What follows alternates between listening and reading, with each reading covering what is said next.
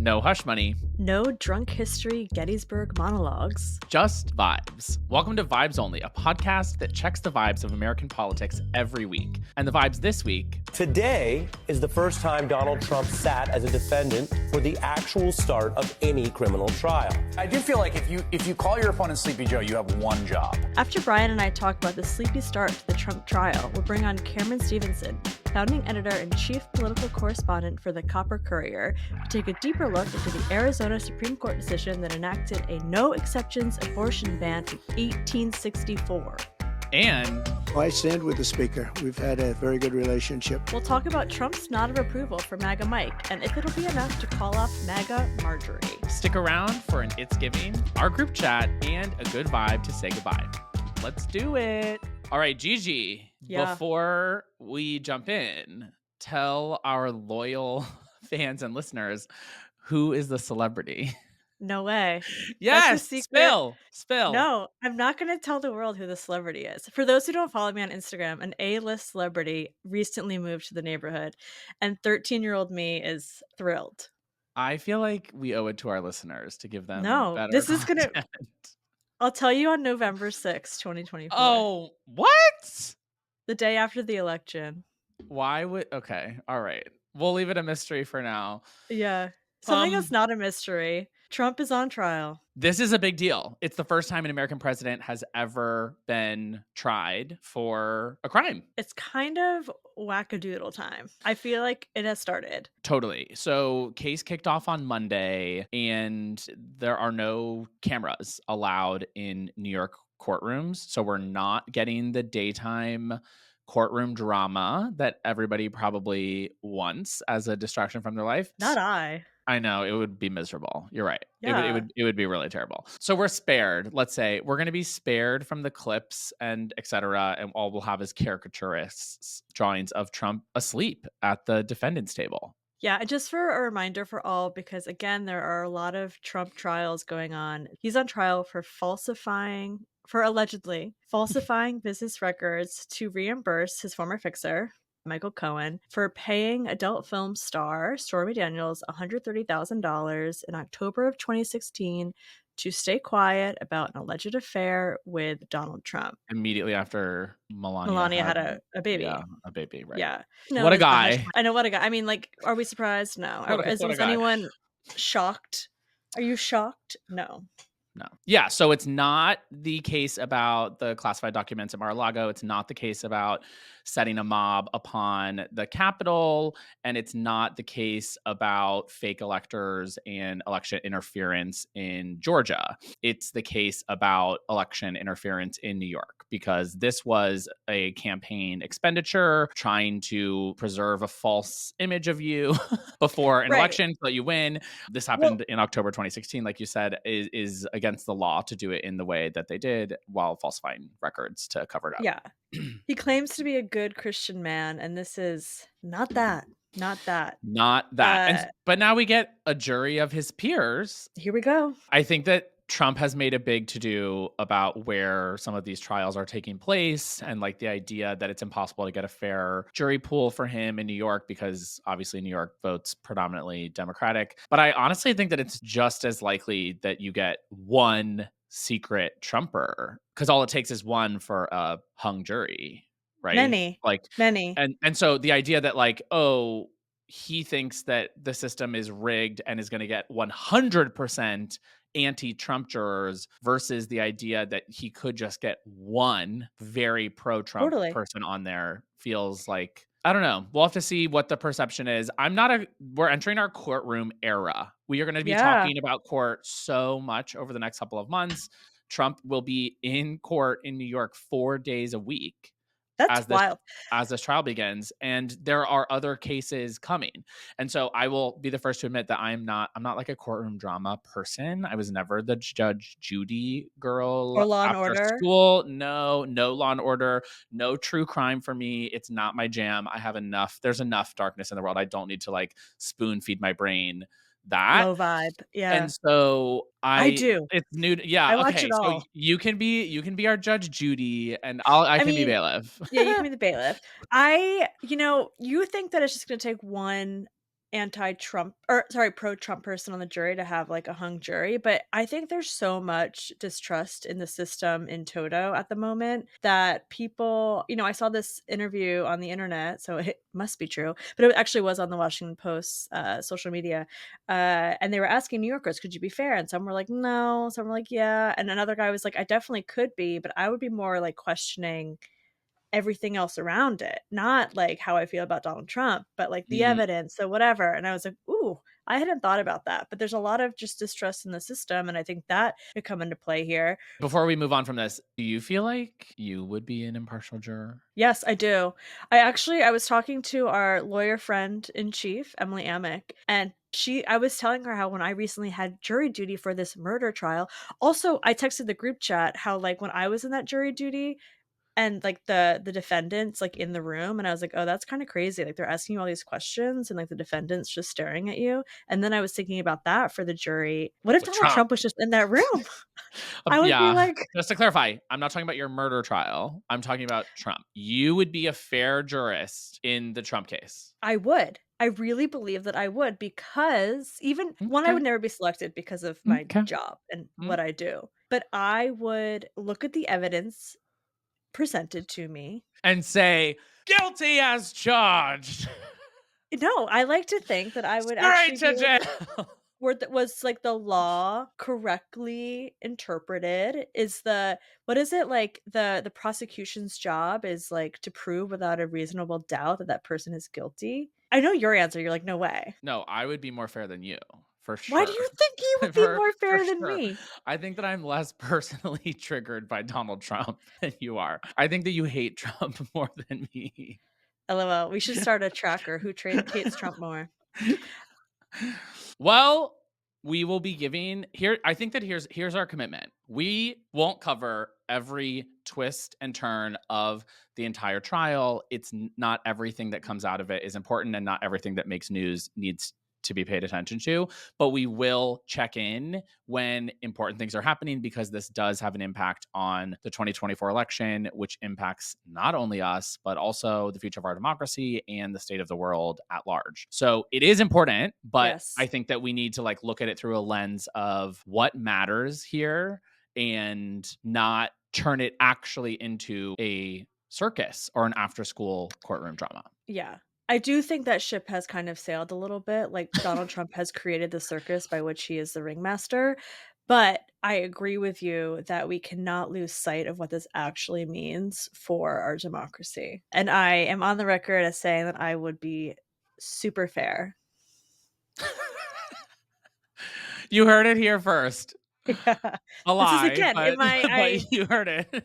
I'm laying the groundwork for my ultimate nomination in the Supreme Court of the United Yeah, States of America. exactly, exactly.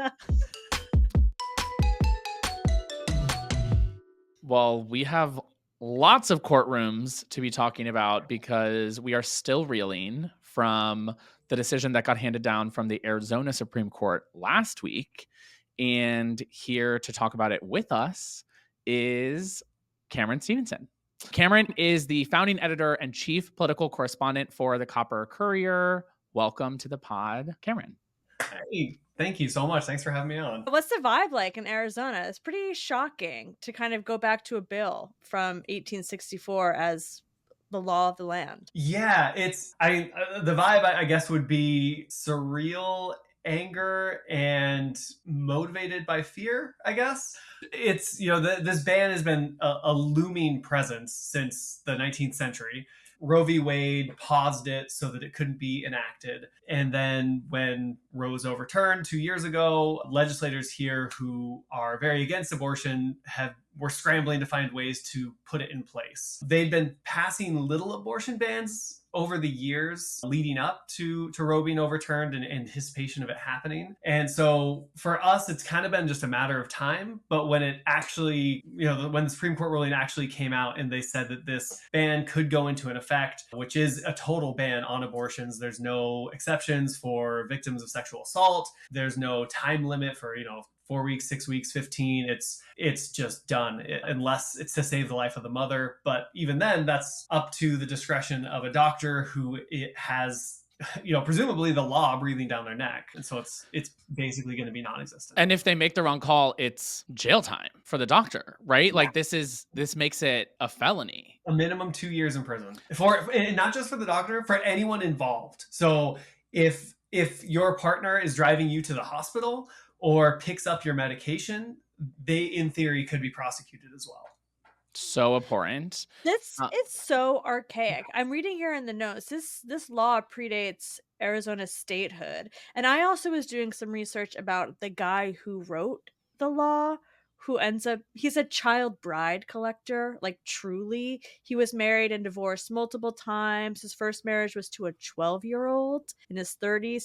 Yes, I know, Brian. It's horrific. He married a 15-year-old when he was almost 50. And then went on to marry other women who were, 40 years younger than him. So safe to say this guy didn't have women's best interests at heart here. No. I mean, that's probably the most generous description you could make of this guy. Yeah. But no, he definitely viewed women, regardless of age, as property and treated them as such. That's horrifying. And I just want to clarify for our listeners, what is the law right now in Arizona? Is this ban in effect currently? When would it be in effect? Like, should people... What should someone do if they are hearing this from Arizona and potentially need help? That's a great question. And I'll start off by saying that abortion clinics are still operating. Clinics who provide abortion-related healthcare and services, they have said that they will not stop providing service until they are mandated by a court to do so. And that mandate hasn't happened yet. So that is still available. There's a lot of confusion as to when this is actually going to go into effect. We've heard as soon as 14 days from the ruling, which would be next week. However, there were other bans and other provisions in the judicial process where an agreement was made between two parties saying, whatever the justices decide, we're going to wait 60 days. And so now that's going back to the lower courts for them to kind of hash out and figure out. But it's safe to say that, by middle of summer, they will be banned here. Now, we do have a little bit of silver lining, I guess you could call it, in the sense that our attorney general here is very supportive of abortion services and healthcare. She won by less than 300 votes in the last election. Out of over 2.5 million. Yeah. If anyone says my vote doesn't matter, I will point to Attorney General Chris Mays 10 times out of 10. Prime example. Her predecessor and the person she ran against are very supportive of the total ban. She has since taking office been given total control over the enforcement of abortion laws in the state by our Democratic governor, Katie Hobbs. And she said she's not prosecuting. The county attorneys are not allowed to prosecute.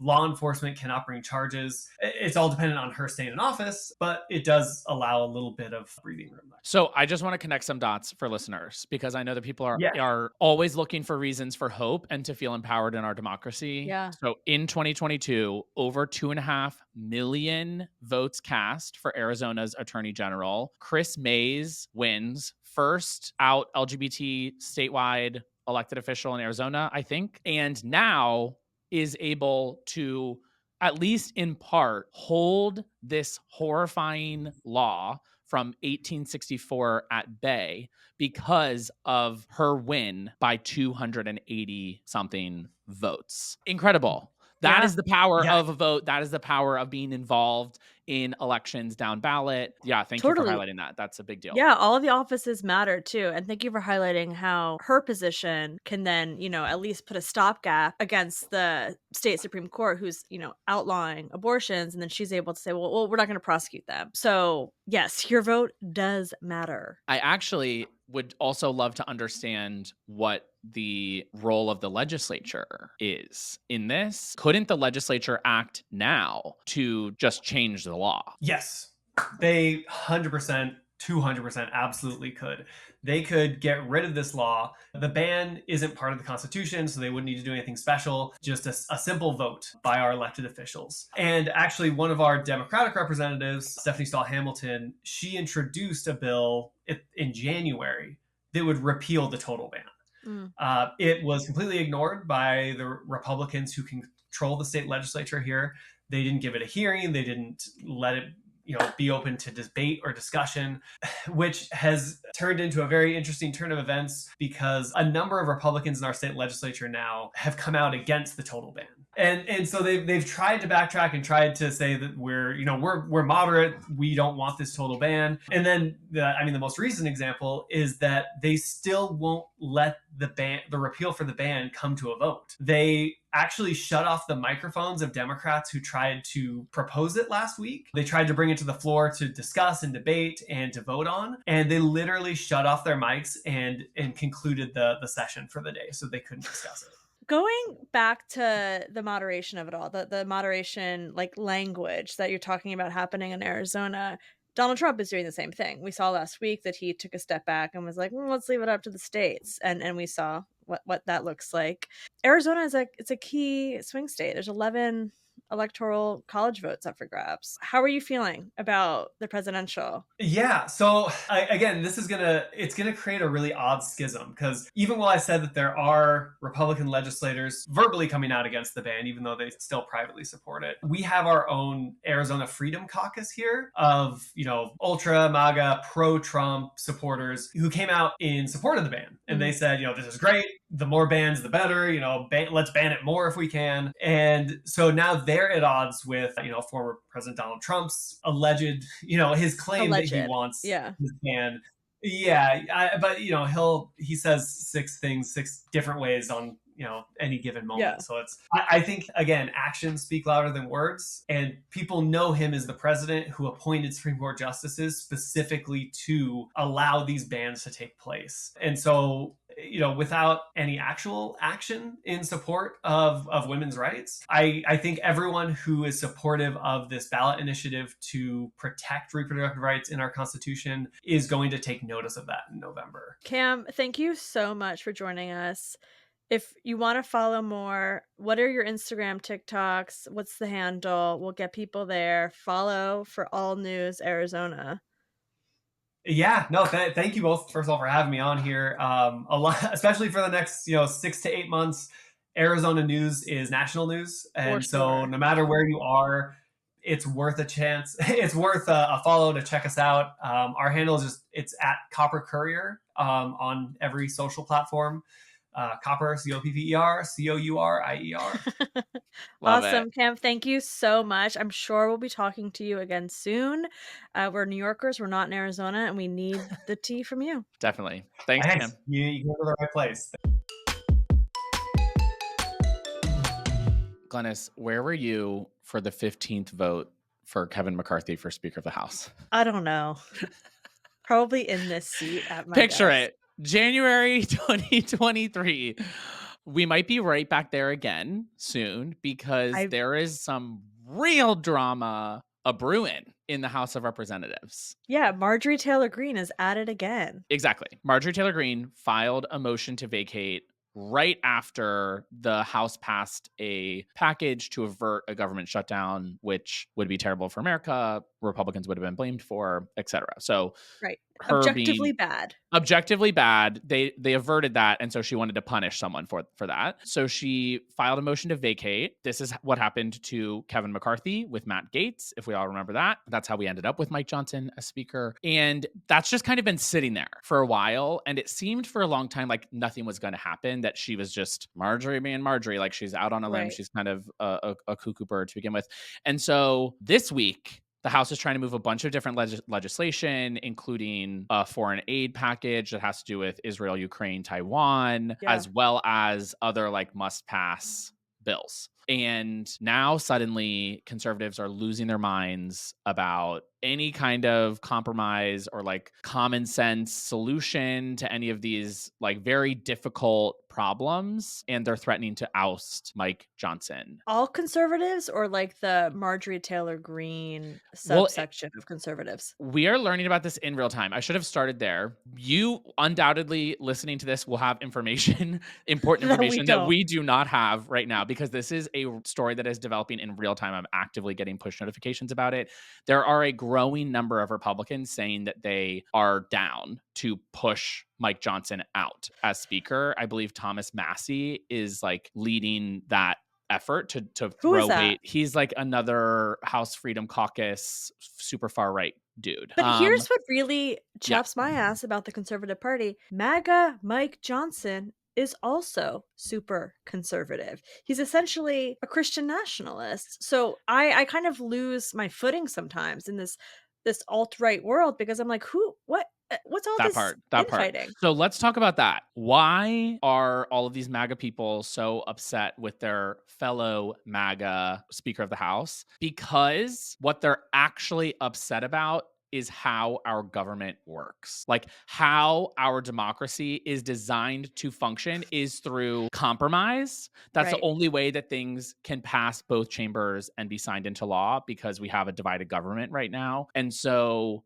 what they're actually upset about is our system of self-governance itself. Because anyone that they put into that role has the exact same challenges and competing incentives. And the only way through is compromise. And if Right. you're unwilling to compromise on absolutely anything, then you literally cannot accomplish anything. Anything. And so what we are stuck in is this cycle of Republicans essentially taking umbrage with our Right. system of government, blaming it on the speaker, pushing them out, replacing them with someone further right. Same thing happens again, pushing them out, replacing them with someone further to the right. And they're not understanding that at the end of the day, anyone who wants to pass a government funding bill is going to have to make compromises no matter how far right their personal beliefs are. So Mike Johnson holds a presser and says, I'm not resigning. And apparently this happened right after Thomas Massie, who's a Republican House member from Kentucky, stood up and said, Mike Johnson, you have to resign so that we can pick somebody new. But who It's are they giving going to like pick? it literally is giving Mean Girls, she doesn't go here. That's the Yes. energy I'm Yes. getting. Yeah, it really is. It's a lot of just bickering and really petty like personality clashes. It's a disaster. These are not people that are serious or concerned about like working for the American people. And so what could happen this week? Well, Mike Johnson says he won't resign, but if a bunch of Republicans start coming out in favor of pushing him out, he might. If so, we would immediately be in the position that we were 6 months ago when they Right. ousted McCarthy, and there's no clear successor, as we saw that time when it was almost Jim Jordan. Like, who knows what could happen next? Marjorie And Taylor Greene. no, definitely not, Yeah. definitely not. Or Mike Johnson could be saved either by Republicans if they kind of change their minds or make some sort of he makes some sort of concession to the far right, or by Democrats by pushing forward the bipartisan legislation that's already passed the Senate that everybody wants to become law. And that seems to me at this moment in time, it changes by the hour, but seems to be like the most likely scenario is a bipartisan push forward. On It's the just aid worth legislation for on the Ukraine, Taiwan. it could be two birds, one stone, where we pass the aid and Mike Johnson is saved. If Democrats save him once, he's likely not going to get ousted next week. Right. He'll sort of strengthen his position as speaker for the time being. Hot mess. Express. Absolutely. .com.edu.gov. Like, get it together. Get a grip, Republicans. Here's my next question for you. You're my in-house conservative brain Yes. trust. That Donald Trump, Daddy Donald, just was on the record with MAGA Mike Johnson at an event saying, I stand with the speaker. So now Marjorie Taylor Greene et al. Are going against their messiah, Donald Trump. Exactly. How does Trump factor into this? So Mike Johnson flies down to Florida to stand next to Donald Trump to try to hang on to the speakership and maybe get like one thing done while he's at the helm of the Conservative Party in the House.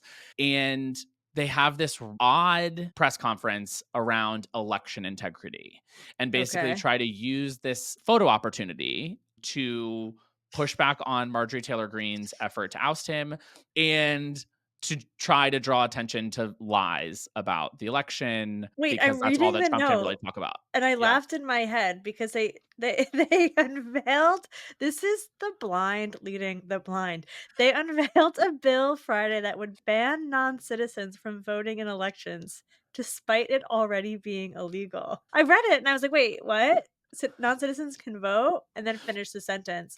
I didn't read the bill because that's never going to become law, but But because they're because just exactly as you're saying, fear-mongering. it's yeah, 100%. There's no evidence that non-citizens are casting votes in any sort of significant numbers. It's a myth, and they just love a mythological boogeyman to run against, you know? So, non-citizen dead zombie voters 2024. So, I think that Trump is coming into this thinking we just need to look like the adults in the room, and they're not. So it's kind of two kids stacked on top of each other with a trench coat on trying to get into an R-rated movie. But LOL. that's kind of what they have to deal with Yeah. is Marjorie Taylor Greene stacked on top of Lauren Boebert, stacked on top of Thomas Massie, and you have a mess.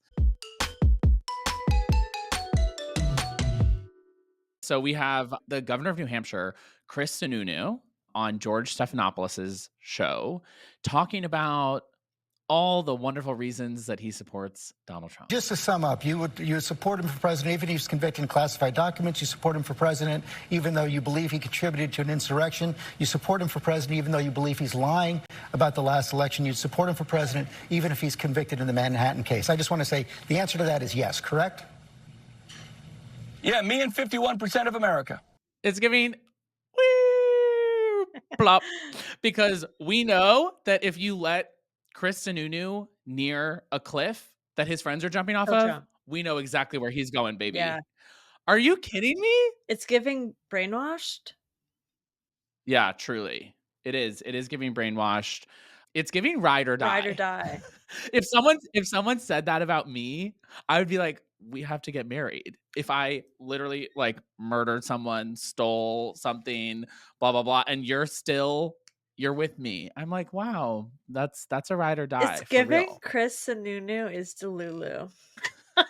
Okay, that was bad. Sorry, it just came to me. That's internet speak for delusional, by the way. Yeah, it's sad. For those who have never heard of Chris Sununu before, he was this really moderate Republican guy, super popular governor of New Hampshire, considered to run for president, and he believes all of those things. He came out so forcefully against Trump after January 6th, and that interview more than anything shows the absolute jellyfish that Republicans have become, where they have zero spine to stand up to Trump anymore. Worms for brains. It is giving worms for brains. 70 and Oh, we have 7 another years one. ago. Yeah, we have a double header. We have another one. Yeah. This one kind of Um, killed me because he goes on he does a weird Irish accent at one point. Miss that. We're talking about Donald Trump. He was giving a speech at Gettysburg, the battlefield, and he just like was really off script, more than normal.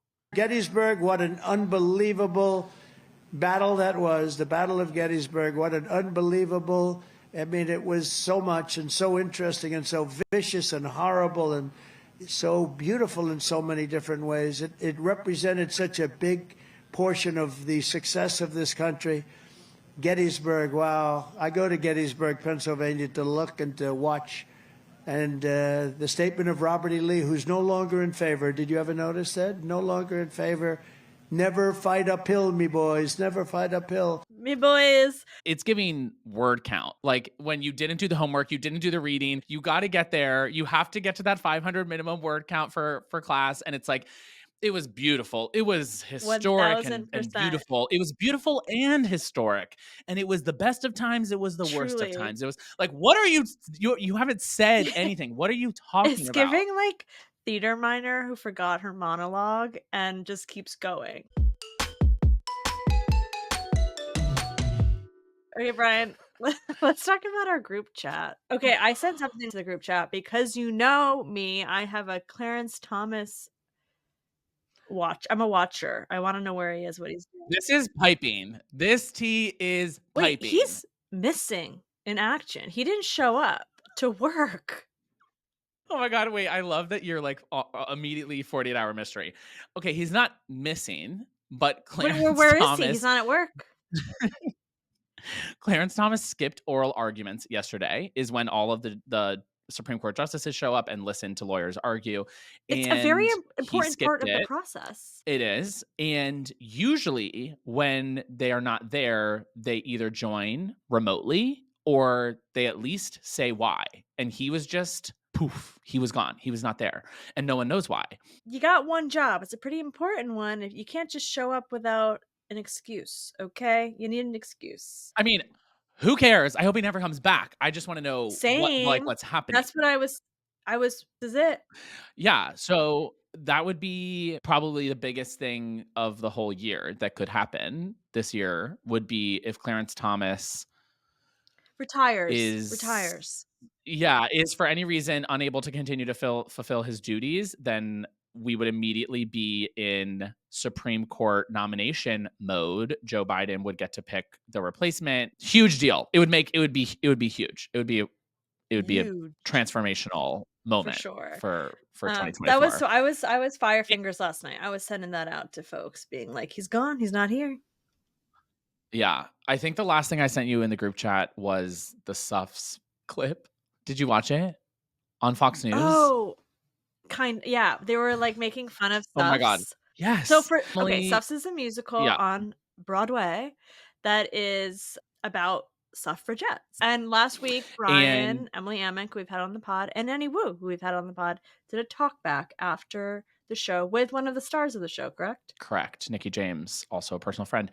And Fox News covered this show to say how outrageous this Broadway show is and how people should be so upset and offended by its content, which is literally a musical history of women winning the right to vote in America. Like, that's your boogeyman, primetime Jesse Waters villain is women voting. Oh my God, what is happening in this country? What is going on over Fox there? needs to get a grip.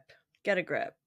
I am still shook by that. It's a very good musical and I learned a lot. And I work in the civil rights and civic engagement space. And I learned so much. Highly recommend if you're able in New York to go see it. Noted. If for no other reason than to spite Jesse Waters, because I can't say it. What a loser. Literally, what a loser. Ugh. I think that's like the best Okay, insult loser. now. Like, you're a loser. Yeah. What else was in the group chat? What was in my group chat? Because people like the non-political stuff. Caitlin Clark. And she's making about as much as an unpaid artist in essentially Bushwick. New York City. The numbers are abysmal. Yeah. I hope more people see this. Betches News posted about it, and they have like a good chart. She got drafted first round WNBA. I'm not gonna get this number absolutely correct, but her first year salary is somewhere between like $70,000 and $80,000. Yep, it's like 78,000. And like, I assume she can get sponsorships, etc., but that's besides the point. Her base salary from the team should be better funded. Hard stop. Yeah. No, it's offensive. They had a graphic. I've seen a couple graphics that were comparing it to what base first round picks for the NBA are. Their base. And it's like, yeah, right. It's right. 10 million. And it's obviously in the millions. Yeah, it's like 10 million. And for her to be making under 100K is like, what? It's like a systematic framework snapshot of like how unfair it is. 100%. Our producer is reacting, which tells me that this has not permeated the internet yet. If you do not know what we're talking about, go Google Caitlin Clark salary and start reading, baby, because this world that we live in is not ready for prime time yet. We have work to do. Right. That's right.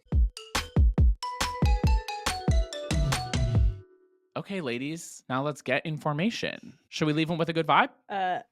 Yeah. People love to think that running the government is like waving a magic wand, but in reality, it's more like Lincoln Logs. And you have to do one thing and then stack the next thing on top of it and on top of it and on top of it. And that is how you build sustainable, powerful, progressive movements. And this week, we are celebrating another log being added around gun safety. If you remember back in 2022, Biden signed the first major gun reform legislation in 30 years. And we've already forgotten about it, which is insane to me. But got the first bipartisan, any sort of gun safety reform passed and signed into law.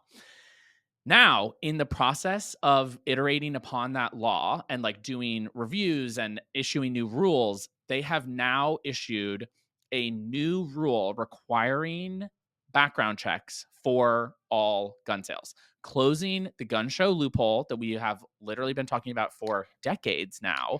And The gun online, show loophole? Was that a loophole that I could go to a gun show and just buy a gun? that's exactly Right. right. And if as long as you were buying from like some rando at a gun show, then they didn't have to run a background check on you and you could just buy it. Uh, And no more. New rule says you have to run a criminal and mental health background check on potential buyers of guns, period. And so this is a really big deal. It's like probably Biden's boldest action on gun safety as an executive decision. And while there are going to be court challenges, we are definitely excited and celebrating bold progress on the issue of preventing gun violence. Good vibe. Good vibe for the week. For sure. Thanks for listening.